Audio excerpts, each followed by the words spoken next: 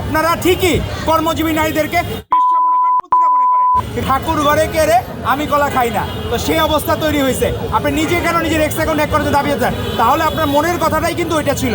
আপনারা ঠিকই কর্মজীবী নারীদেরকে, কিন্তু বাংলাদেশের মানুষ আপনাদের যত ইশতেহার ছিল সেগুলো কিন্তু গ্রহণ করে নাই।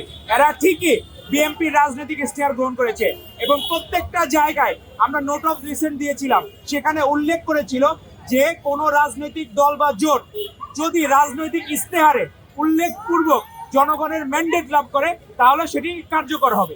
তো আমরা যেহেতু জনগণের ম্যান্ডেট অর্জন করেছি, আমরা যদি মনে করি আমাদের প্রধানমন্ত্রী তারেক রহমান যে রাধে সে চুলো বাঁধে, তো আমরা যদি মনে করি উনি প্রধানমন্ত্রী হয়েও দলের প্রধান হইলে আমাদের হারমোনি ঠিক থাকবে, দেশের হারমোনি ঠিক থাকবে, আমরা যদি সেটা মনে করি, বাংলাদেশের মানে প্রায় 50% উপর মানুষ মনে করে উনি প্রধানমন্ত্রী হিসাবে যেমন যোগ্য, উনি বিএনপির চেয়ারম্যান হিসাবে ততখানি যোগ্য।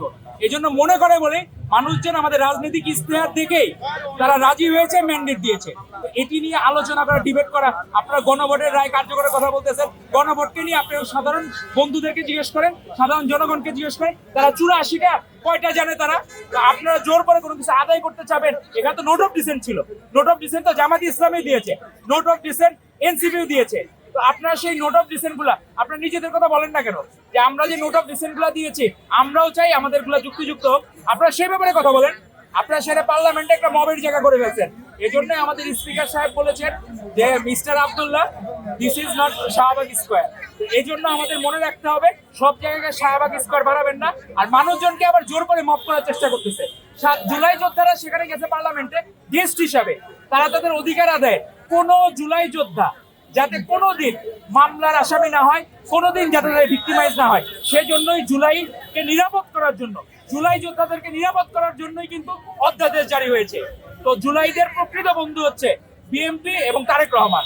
তো এই জুলাই যোদ্ধাদের মনের কথাগুলা তারেক রহমান যখন বুঝতে পেরেছেন, উনি তাদেরকে গেস্ট হিসাবে নিয়ে যে এরকম অনার করা, এটা কোনোদিন তো কেউ করে নাই।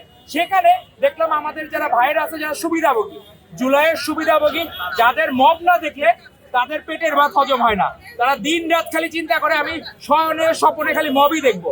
তো এরকম মব দেখতে যে দুর্ঘটনার শিকার হইতে পারেন। আপনারা চিন্তা করেন এবার যে এমপি হয়েছেন ভবিষ্যতে আবার এমপি হইতে পারবেন কিনা, মানুষের মন জয় করতে পারবেন কিনা। এভাবে মব করে আর মানুষের মন জয় করা যায় না। আর প্রধানমন্ত্রী তারেক রহমান সেই দিন আমাদের ডাক্তার, একজন স্বাধীনতা পদক বিজয়ী কামরুল ইসলাম সাহেব, ওনার সাথে কিছু বিচ্ছিন্ন লোক মব করেছে, সেটিরও সমাধান করে দিয়েছেন প্রধানমন্ত্রী তারেক রহমান।